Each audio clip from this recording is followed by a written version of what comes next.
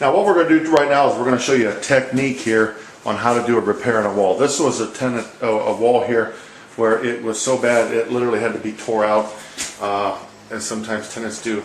So what we did is we actually drywalled this whole section, and in fact you can see the old paint, the new paint. And now the beautiful thing about spraying knockdown texture, as it's called in the business, is your wall does not have to be perfect. In fact, if you notice right here, you still see a few bumps and blemishes. So you ready? Let's go ahead. We've got the wall basically what we call basic prep. We're going to get ready for step one. Real quick. While he's getting ready, by the way, we're going to show you what we're going to do. We'll be showing you a finished product. You'll be absolutely shocked because this wall right now is decorated in what we like to call early ugly.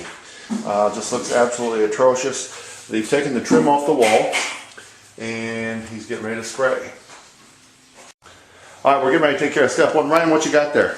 Got myself a hopper here full of knockdown mud. Mixed really thin. Thinner than a milkshake you would get at McDonald's or anything like that. Okay, cool. So make sure you want to keep moving with it. Don't keep it in one spot. Just keep even flow, and if there's an empty space, you just splash it really quick and it should fill in alright. Alright.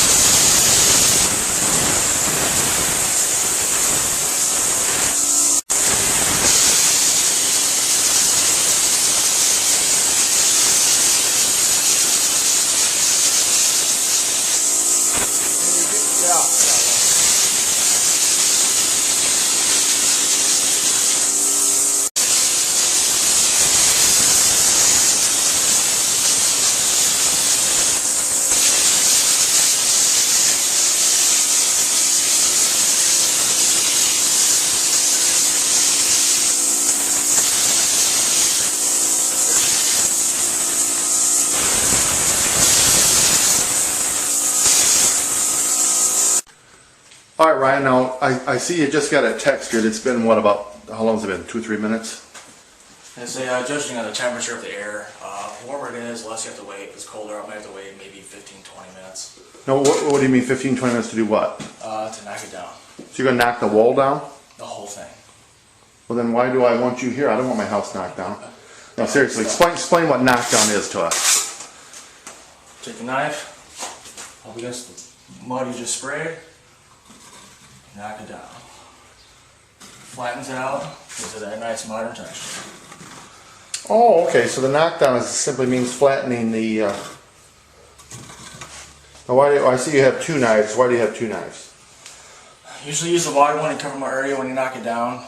You want to watch here at plaster walls. Usually the walls are very smooth, so but in this case we have drywall and they're a lot flatter, so you don't have to worry about having weird lines in the walls. And so you just kind of use one to kind of clean it. Yep. Okay. So how long would you say then you, on average, wait from spraying time to you start dragging your tool across the wall? Well, usually in summertime it's about 70 to 80 degrees. You usually have to wait about maybe 5 minutes. In the winter time it's colder out, you don't have the heat. You might have to wait even up to a half hour depending on how cold it is. You don't want to knock it down right away because you just smear it against the wall and it'll look like crap. At least when you let it dry for a little bit and set, it doesn't smear as bad and it looks more uniform and nice. Now, what are we looking for? What are we looking for? So that because obviously you've done this many times. if I'm the new person and I want to say, well, how do I know when? Tell me what I'm looking for on the You can't wall. really tell in the video, but if you look closely, you can see little dry marks on the edge of the bumps. Usually when you start seeing just a dry is about when you want to knock it down.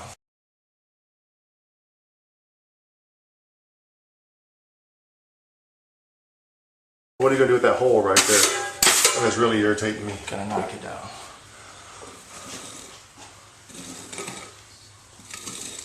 See, that's even a little bit too wet. It's smearing a little bit, so I'm gonna have to wait a little Okay, bit. I'm glad that, not that I'm glad it happened, but okay, so we're gonna wait a few more minutes. All right, well, let's take a pause break here. All right, so it's been sitting here for a minute or two. What do we have? I think it's solid enough for me to knock it down. It won't take much pressure, and should go pretty quickly. Go ahead and show us your knockdown.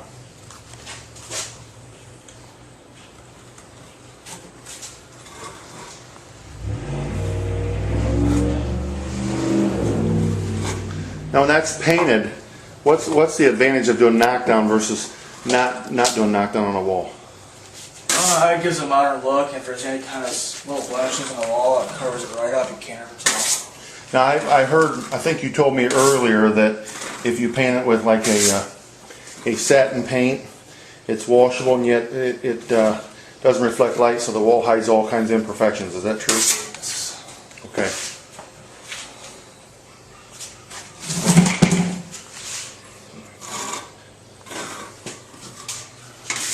It really doesn't look that hard, does it? No, not at all. Anybody can do this. If they don't drop the knife. Yeah, well.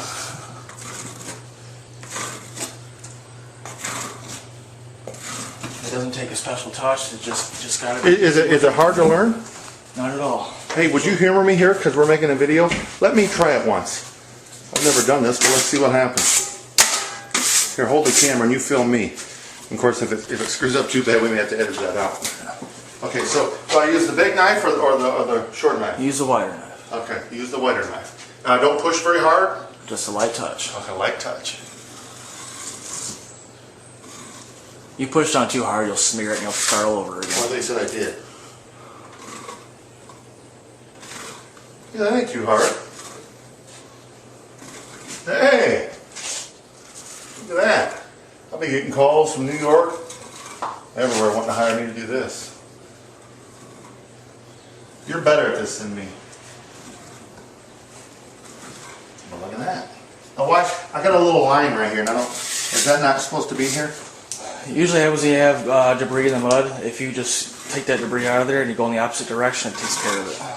Oh, cool. Well, let me give this back to you because I don't want to mess up this house. Thanks for letting me try it.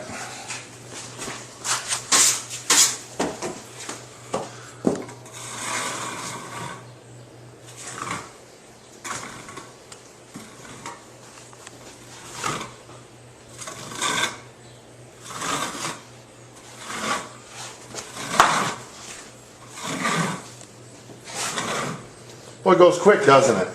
Yeah, usually when it gets a little drier, I just go quicker with it, else we're out of time. Oh, so you're wanting to go quick. Yeah.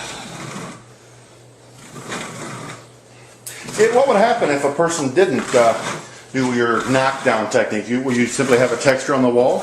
Yeah, you just have splattered mud on the wall. It wouldn't look bad, but you wouldn't call it knockdown either. Well, I guess it would just depend on what you wanted.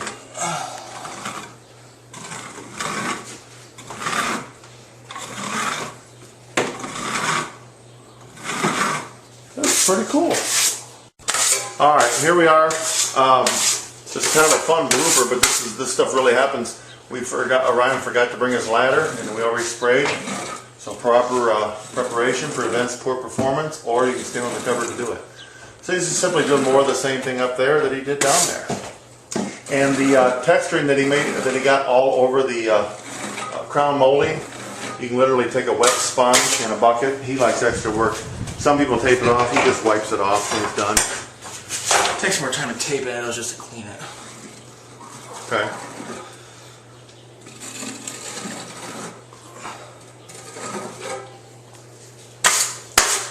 Okay, we're going to go ahead and show you what it looks like after it's painted. This is the drywalled wall. As you can see, the knockdown when it's dry, it just hides everything. I mean, if you want to If you have imperfect walls, you really need to get rid of some blemishes. Just does a beautiful job. They got lucky this wall was already perfect. What'd you say? So they got lucky this wall was already perfect. Yeah. Is that because you built that wall? Oh Yeah, I thought so.